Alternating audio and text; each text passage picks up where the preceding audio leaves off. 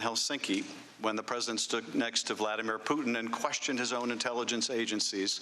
I wish I had heard just some of the righteous indignation we heard in the committee today when the president questioned that fundamental conclusion of our intelligence agencies.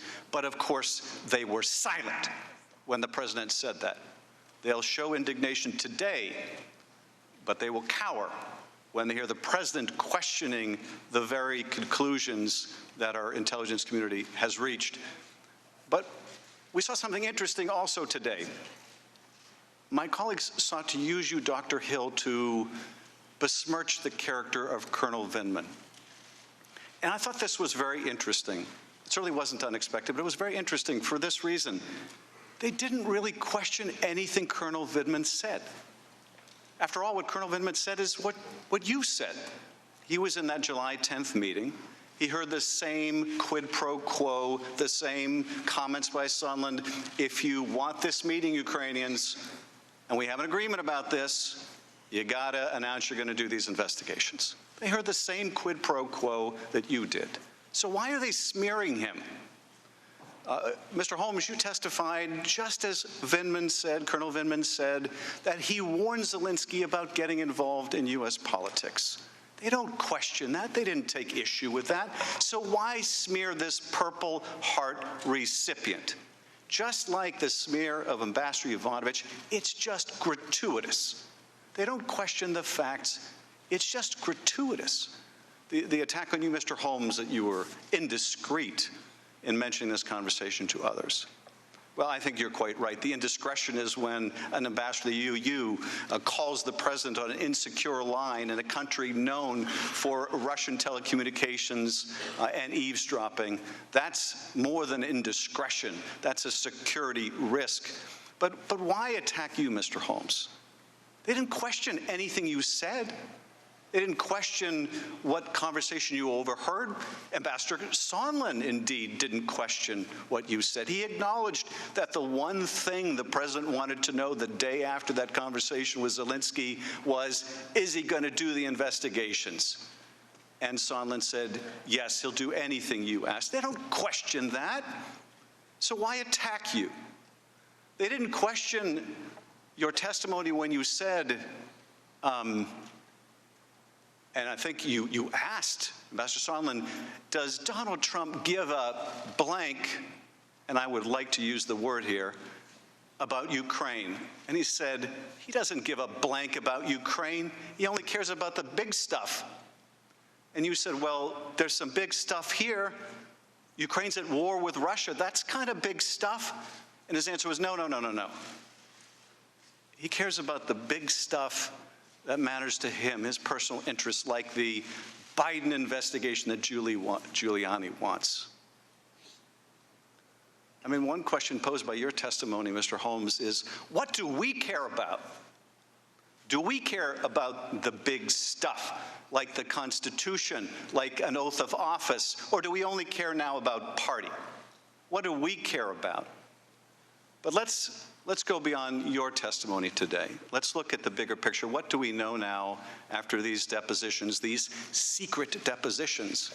Now, people watching at home might not know that in these secret depositions, which apparently no one else is allowed to hear, no members are allowed to participate, it's just secret apparently, sounds like it's just me and the witness, only over 100 members of Congress are able to participate in those secret depositions.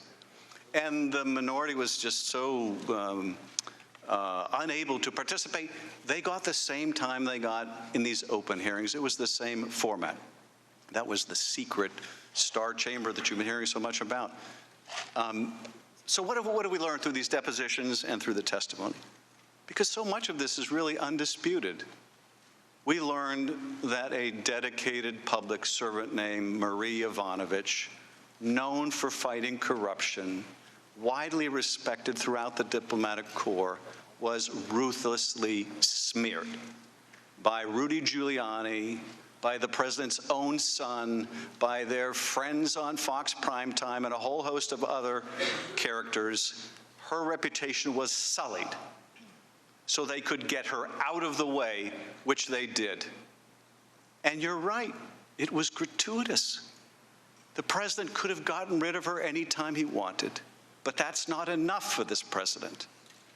No, he has to smear and destroy those that get in his way. And someone fighting corruption in Ukraine was getting in his way. So she's gone. She's gone.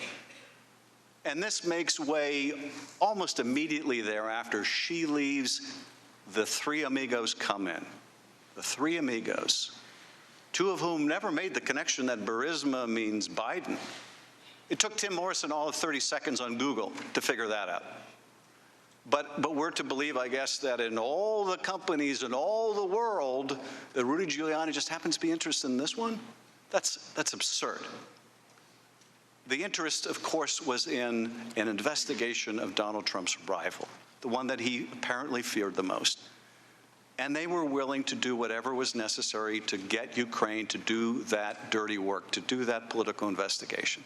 And so it began. We're not going to set up a phone call until you make certain commitments. That was Ambassador Sondland's testimony. The first quid pro quo was actually just getting on the phone with President Trump. And then there was the quid pro quo involving the White House meeting. And witness after witness, and none of my colleagues contested this, talked about just how important that meeting was to the president of Ukraine and why they're at war with Russia. And their most important ally is the United States. And the most important person in the United States for that relationship is the President of the United States. And if President Zelensky can show that he has a good relationship with the President of the United States, it means to his people that this new president has the support of their most important patron, and it means to the Russians that we have their back. This president, this new president who is negotiating with a far superior power that has invaded his country, is going into a negotiation with Putin over how to resolve this conflict. Whether he has good leverage or lousy leverage depends on whether the Russians think he has a relationship with the president. And the president wouldn't give him that. Not without getting something in return, wouldn't give him that official act, that White House meeting, without getting something in return. And that return was investigations of his rival that would help his reelection. An official act for something of clear value and something very important, the big stuff, as Sondland explained to you, Mr. Holmes, to help his campaign. Now, we also heard abundant testimony about the other quid pro quo, the withholding of security assistance, which no one can explain. There's no debate among my colleagues. Everyone in the NSC, in the State Department, the Defense Department, everyone supported this, everyone. All the reviews that needed to be done to make sure that Ukraine was meeting its anti-corruption standards had been done, and they had found to meet the criteria, the aid should have been released, but it was withheld, and no one could understand or get a clear explanation for why, until it became clear to everyone. It's all about the investigations. It's all about the leverage. And if there was any doubt about it, the man closest to the president, who meets with him every day, Mick Mulvaney, erased all doubt. You're darn right. Yes, we talked about the 2016 election investigation. And yes, this was in the context of holding up the military aid. And, you know, just get used to it, or just get over it, or whatever it was he said. Because that's how we roll. Those are my words, not his. But that's the import. Yeah, there's going to be politics, and just get over it. Well, if we care about the big stuff, we can't just get over it. Now, my colleagues have had a lot of defenses to all of this evidence, which has piled up day after day after day, and it's amazing. They hear you testify, Mr. Holmes, it was clear that the security assistance was being withheld. It was clear to all of the Americans. It was clear to the Ukrainians. You testified the Ukrainians felt pressure. They still feel pressure to this day. And what did my colleagues say in the same hearing? I mean, I guess they're not listening. The Ukrainians felt no pressure. There's no evidence they felt pressure. Which gets into their next defense, which is, it's all hearsay.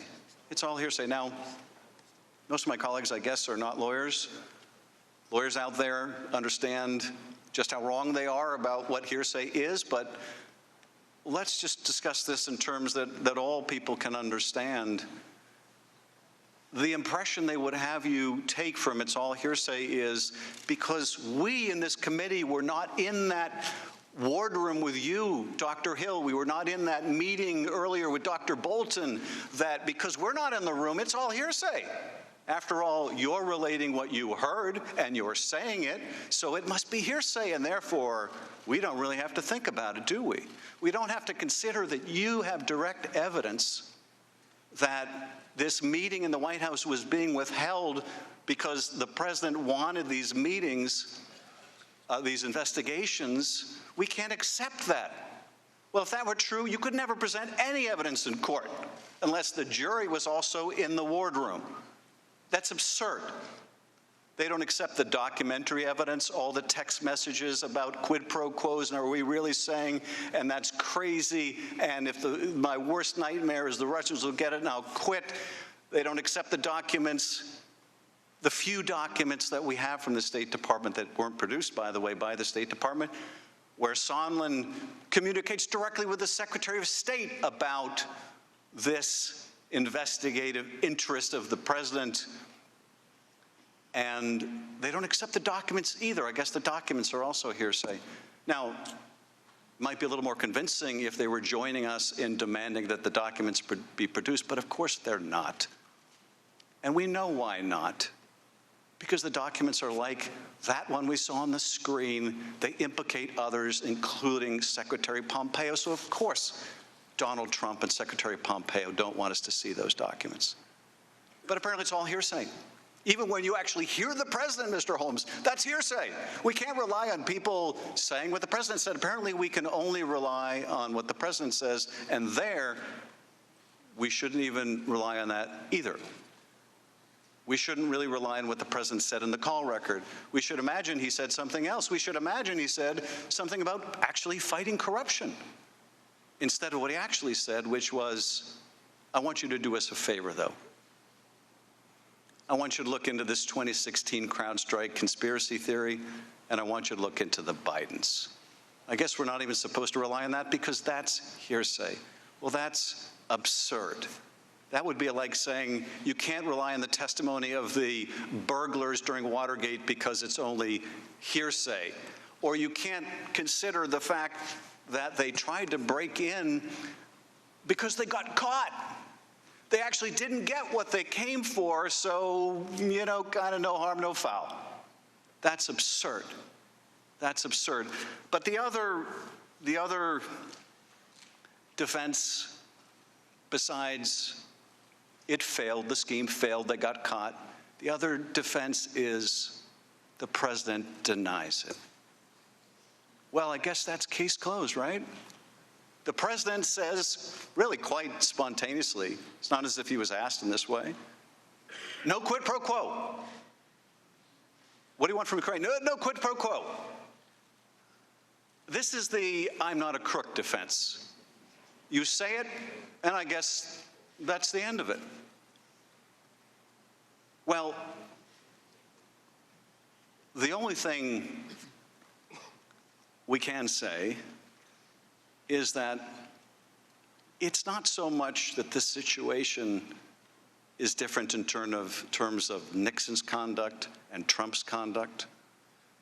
What we've seen here is far more serious than a third-rate burglary of the Democratic headquarters. What we're talking about here is the withholding of recognition in that White House meeting, the withholding of military aid to an ally at war. That is beyond anything Nixon did.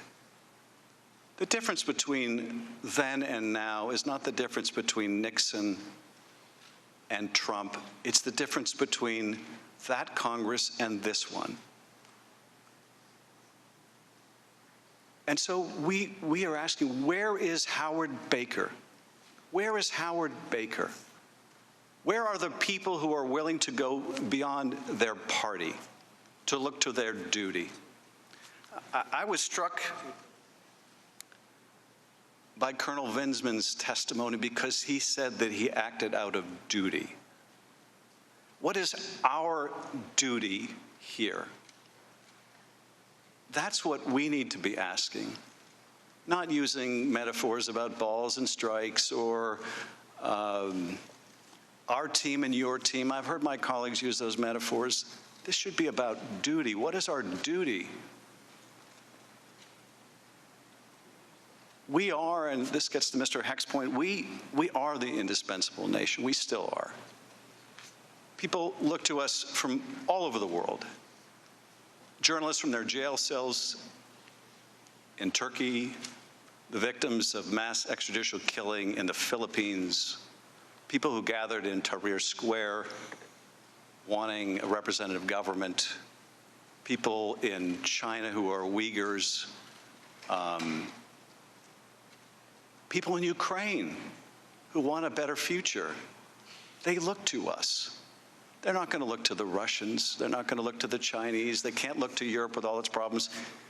They still look to us, and increasingly they don't recognize what they see. Because what they see is Americans saying, don't engage in political prosecutions.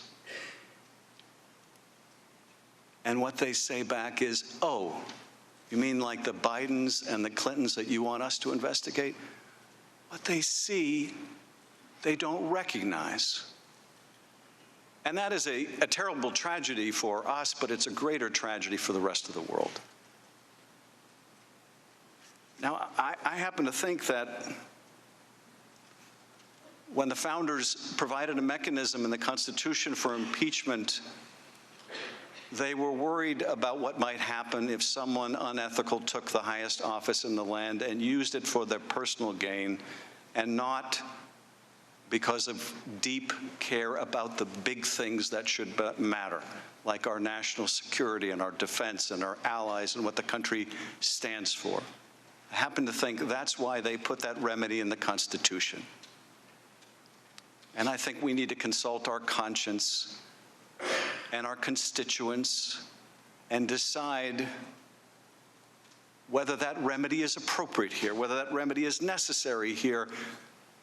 And as you know, notwithstanding what my colleague said, I resisted going down this path for a long time, but I will tell you why I could resist no more. And it came down to this. It came down to, actually, it came down to timing. It came down to the fact that the day after Bob Mueller testified, that Donald Trump invited Russian interference. Hey, Russia, if you're listening, come get Hillary's emails. And later that day, they tried to hack her server.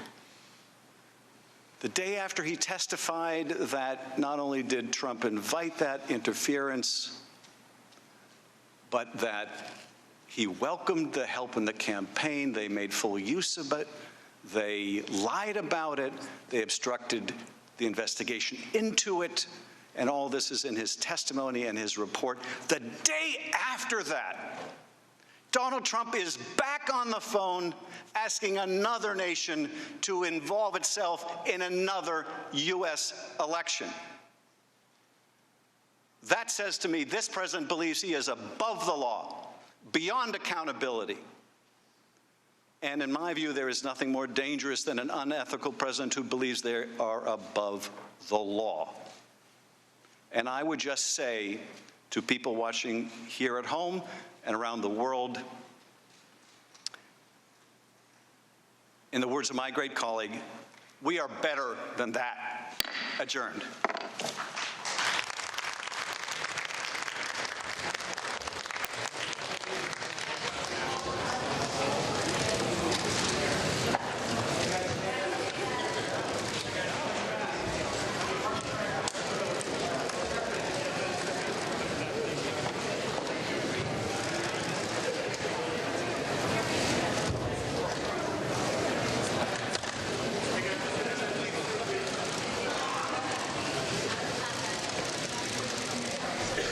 And that is a wrap. Day 5, and really, maybe the rest of the impeachment hearing inquiry as Chairman Adam Schiff wraps it up. in a really dramatic fashion. Folks, we're going to continue on here, though. Stream continues. News Now continues. We're going to take you out to the White House live right now. President Trump. He is honoring right now the National Medal of Arts and the National Humanities Medal to many Americans.